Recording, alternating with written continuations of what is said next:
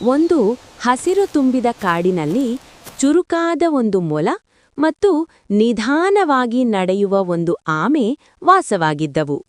ಮೊಲ ತನ್ನ ವೇಗದ ಬಗ್ಗೆ ತುಂಬಾ ಅಹಂಕಾರ ಪಡುತ್ತಿತ್ತು ಮತ್ತು ಆಮೆಯನ್ನು ಸದಾ ಹಾಸ್ಯ ಮಾಡುತ್ತಿತ್ತು. ಒಂದು ದಿನ ಆಮೆ ಧೈರ್ಯದಿಂದ ಮೊಲಕ್ಕೆ ಓಟದ ಸವಾಲು ಹಾಕಿತು. ಕಾಡಿನ ಎಲ್ಲ ಪ್ರಾಣಿಗಳು ಸೇರಿ ಓಟವನ್ನು ಆರಂಭಿಸಿದರು. ಮೊಲ ತುಂಬ ವೇಗವಾಗಿ ಓಡಿ ಮುಂದೆ ಹೋಗಿ ಆಮೆ ನನ್ನನ್ನು ಹಿಡಿಯಲಾರ ಎಂದು ಅಂದುಕೊಂಡು ದೊಡ್ಡ ಮರದ ಕೆಳಗೆ ಮಲಗಿ ನಿದ್ರೆ ಮಾಡಿತು. ಆದರೆ ಆಮೆ ನಿಧಾನವಾಗಿ ನಿಲ್ಲದೆ ಮುಂದೆ ನಡೆದು ಹೋಗುತ್ತಲೇ ಇತ್ತು. ಸಮಯ ಕಳೆದಂತೆ ಆಮೆ ಮೊಲವನ್ನು ದಾಟಿ ಗುರಿಯ ಕಡೆ ತಲುಪಿತು. ಕೊನೆಗೆ ಆಮೆಯೇ ಗೆದ್ದಿತು. ಆಗ ಮೊಲಕ್ಕೆ ತನ್ನ ಅಹಂಕಾರ ತಪ್ಪು ಎಂದು ಅರ್ಥವಾಯಿತು.